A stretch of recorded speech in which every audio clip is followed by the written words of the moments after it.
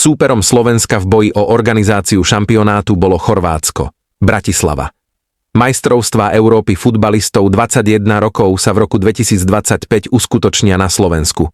Rozhodol o tom výkonný výbor Európskej futbalovej únie, UEFA, na stredajšom zasadnutí vo švajčiarskom Njone. Slovensko bude prvou krajinou v histórii, ktorá bude hostiť tento turnaj pri počte 16 účastníkov samostatne.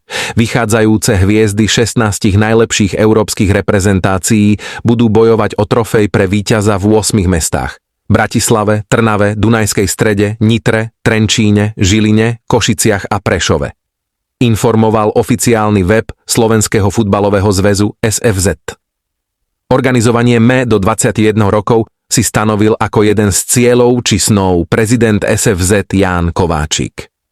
Počas doterajších rokov šéfovania slovenskému futbalu s kolegami systematicky pracoval na rozvoji infraštruktúry štadiónov, aby spĺňali požiadavky na takýto veľký turnaj.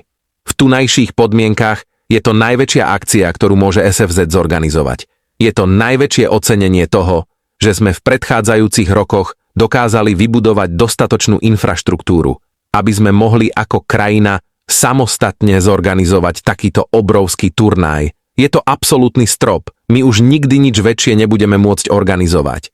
Pre mňa osobne to znamená, že som si zasa naplnil ďalší cieľ, ktorý som si dal pred mnohými rokmi, vyhlásil Kováčik. Slovensko bude usporiadateľ jedného z najväčších šampionátov, aké môže hostiť.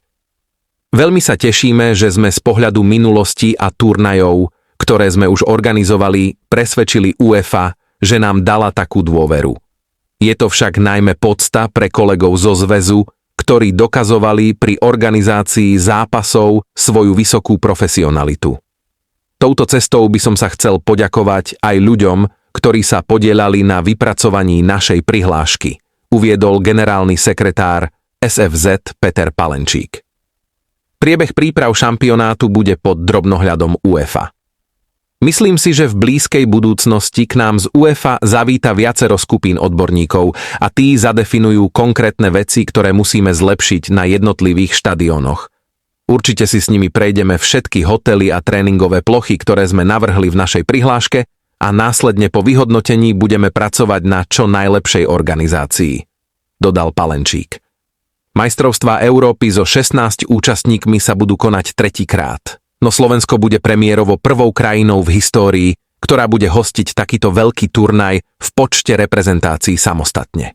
Na Euro v roku 2017 v Poľsku, kde sa predstavili aj slovenskí futbalisti, bojovalo o titul 12 účastníkov a rovnaký počet mužstiev bol aj o 2 roky neskôr v Taliansku a San Maríne. Prvýkrát bolo na ME tejto vekovej kategórie 16 výberov v roku 2021. Konali sa v Maďarsku a Slovinsku. Tento rok privíta 16 najlepších tímov Európy, Rumunsko a Gruzínsko. Elitné výbery do 21 rokov sa na Slovensku predstavili už v roku 2000. Domáci futbalisti pod vedením trénera Dušana Radolského obsadili 4. priečku, vďaka čomu sa kvalifikovali na OH v Sydney. V Bratislave, Trnave a Trenčíne vtedy o celkový triumf bojovalo 8 výberov a titul získali Taliani. Slovensko neskôr organizovalo ďalšie 3 európske šampionáty.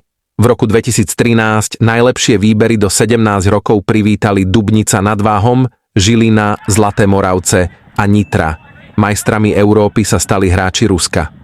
O 3 roky neskôr hostili Senek, Zlaté Moravce, Senika a Mijava, najlepšie futbalistky do 19 rokov a zlaté medaily si vybojovali francúzsky.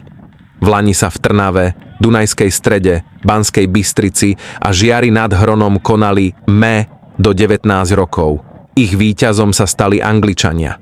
Slováci obsadili 5. miesto a vybojovali si postup na tohtoročné majstrovstvá sveta 20 v Indonézii.